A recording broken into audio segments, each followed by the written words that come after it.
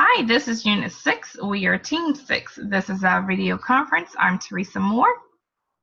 And I'm Cindy Rivas. And for today is T standards. We're going to talk about the standards for students, coaches, and administrators. And Teresa and I are going to cover these individually. Okay, I had the pleasure reading 2017 NMC Technology Outlook for Chinese Higher Education.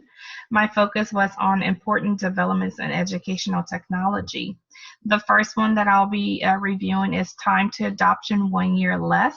I'm going to focus on massive open online courses, MOOC. Which was something new for me. After reading about this is all about a free web-based distance learning program that is designed for participation of large numbers of geographical dispersed students. That means students that does not have access to go to a college or a university close to home. This web-based program is free to them. They're able to take classes. Sometimes it's not always offered by academic classes where you don't earn college courses hours, but it will help for them to enable a certification in the special skills for employment if they're looking to further their education, if they want to be specialized in a certain skill for their employment. They can do that. What's interesting is that the Chinese Higher Education Institution, they have already developed 1,000 of these web-based programs. By the year 2020, they are thinking that they should have about 3,000 that will be available to students all over the place. Cindy, had you ever heard about this massive open online course? Honestly, I haven't. My report mentioned it, but it didn't elaborate on it. So I'm glad that you chose that one because I did not have any clue what it was. It just mentioned it. Okay, yeah, it was really fascinating. I was like, oh, It I is did not know that this, and they said that it's been in existence since 2008. So it's been a really while. Yeah, it's been around for a while. first Um, of it. yes. All right, my number 2 is from 2 to 3 years, and I chose to do qualified self, which is very interesting because this is something that I do for my personal life. I know most of us, we keep track of our health and our fitness. We have all kinds of little gadgets that we wear on our wrist, that we monitor our heartbeat, that we monitor different things, and they're wearable devices. We want that to motivate us and to self-improve. I know I have one of those Apple smart watches, and it calculates how many steps that I use. Well, now this is linked to the educational side. So it is a data collection where students and teachers are able to self-monitor and self-censor themselves by wearing a device such as an app, and it's helped them to direct their learning, and they're able to use self-reflection. The key thing is that learners and educators can benefit from similar tools for accountability and tracking their progress towards educational goals. So I find that this device is really cool and really neat for us to be able to, not only as learners but also as educators. Cindy, do you use any type of tracking device as far as like health wise or educational wise?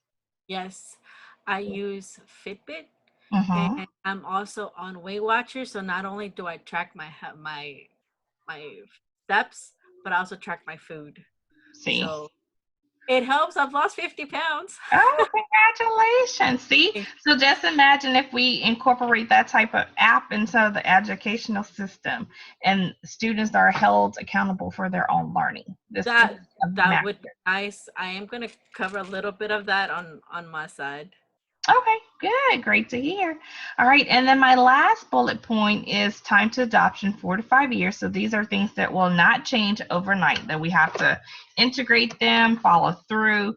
And the title is machine learning. This was also something that was new to me.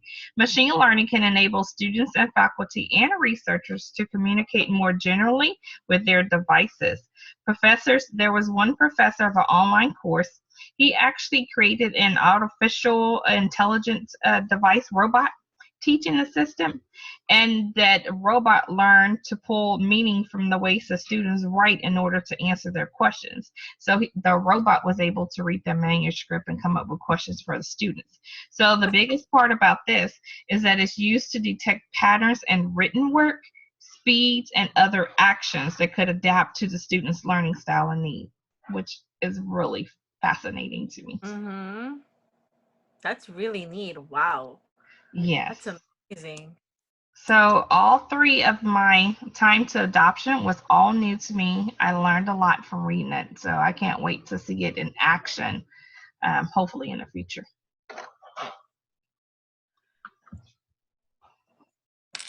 The Horizon of report that I chose was the 2016 higher education. The key trends that I'm going to cover, of course, short, midterm, and long. And for the short term trends, I chose the growing focus on measuring learning.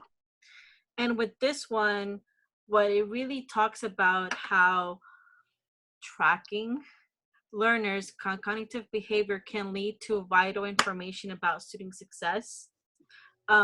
By wide variety of methods and tools that educators use to evaluate, measure, and document academic readiness. And a also the Hanover research, they conducted a study that suggested that students have a desire for immediate and continual feedback as they learn. And I agree with that because as soon as I turn in anything in, which is in on Blackboard or an exam or a homework, the first thing I want to know is how long am I going to have to wait? And the good thing about for my students that use my math lab and Blackboard is that they get feedback as soon as they can, but they do have to wait a little bit longer with exams. But with homework and quizzes, they don't, because that it automatically generates their grades. And so I connected this one with the standards for students, which is number 4, the innovative designer. That's how I connected my reading with this standard. So Teresa, I know we've talked about how you measure their learning. Are they as eager as well, even though they're kids, to they want to know their grades? Oh, yes. I teach fourth grade math and science.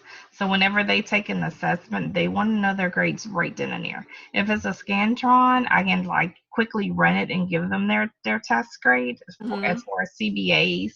But benchmarks takes like 1 day turnaround.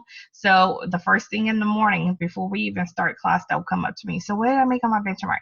So they're just as eager to find out. They have, yes, they don't even eat. They're like worried about their grades. So they're just as eager as we are when it comes to grades and finding out what they make. I like that. So that doesn't change even as adults. No, yeah, it just continues. Funny. Okay, so with my second bulletin with the midterm trends, I chose the redesigning learning spaces. Even though I covered this on my other discussion for Unit 6, the reason I'm discussing it now is because this one's for higher education, which is more pertain to me. So I really like this. It pretty much mentions how institutions are upgrading wireless bandwidth of to create smart rooms that support web conferencing. Also, higher education continues to move away from traditional lecture-based lessons and towards more hands-on scenarios. And what I liked about this was that Senjak has been um, around for quite a few years, so their buildings are being updated. So what I mean by that is they're adding wireless as well, and their classrooms have computers now. So not only can we just lecture, but they can also work on their homework, or they can use the Elmo. We can use projectors, anything that it will make it for them easier for them to see what I'm writing or what I'm doing. So that's really nice that that's being upgraded instead of your standard whiteboard or chalkboard, and that's it. And it's easier for me to post something on the board, where using the Elmo, and have them come up to the board and then work on it underneath, and they love that. Mhm. I Mhm. tried doing that as a game. Let Uh-huh. me say, making that as a competition. Whew. I know we've discussed how you have with your fourth graders, you redesigned your classroom. Do you do Yes. that often or just once in a while? No, I do it often, and I do the same thing. We have a Promethean board, so I can actually pull up an app, and like three kids can get on there at the same time. And I play this game. Here comes the judge. So I have a question, and they have to answer the question. And I send one student outside, but the rest of the kids have to vote on it or write the answer down as well. So the student that comes in, all I tell them is like, look at the answer choices. What question could that pertain to? And whoever gets it right, then they become the judge, and they get to do the whole process over again. And I agree, they really do love being up there because it's very competitive. Nice. Hmm. So even though I didn't talk about much about administrators in this part, but that's how I ended up connecting mine, because administrators do end up helping to be able to advance the institution. So I Yeah. connect that with number 4 with systematic improvement. Hmm. Now with the long-term trend, I connected this one with coaches and administrators. Number 1, the visionary leadership, and rethinking how institutions work. It's more of a transferable skills to the workplace, cross disciplinary learning, projects over a range of subjects, online learning, blended learning, and what Teresa said, the massive open online courses, which she elaborated on. Hmm. And the other thing I want to mention, the last thing, is the CBE, which is competency-based education, which awards credit based on a student's demonstrated competency, which I kind of have to Google, not gonna lie. So Google had this definition, which is approach allows students to advance based on their ability to master a skill or competency at their own pace, regardless of environment. So pretty much is what you said, Teresa, with mocks. Hmm. Hmm. Yes. So connect. So once Okay. again, our report connects at the end of the day, huh? Yes, lately it has been. It's been kind of overlapping, so Yes. that's really cool to know that. Okay, I talked about like K through 12 or whatnot and how it's integrated, and it continues all the way through higher education. So Yeah. that's really good. Well, at least we're on the right path for our 21st century True. learners. All right, well, that is the end of our report. Thank you so much for watching. We are looking forward to reading your feedback. Goodbye. Thank you.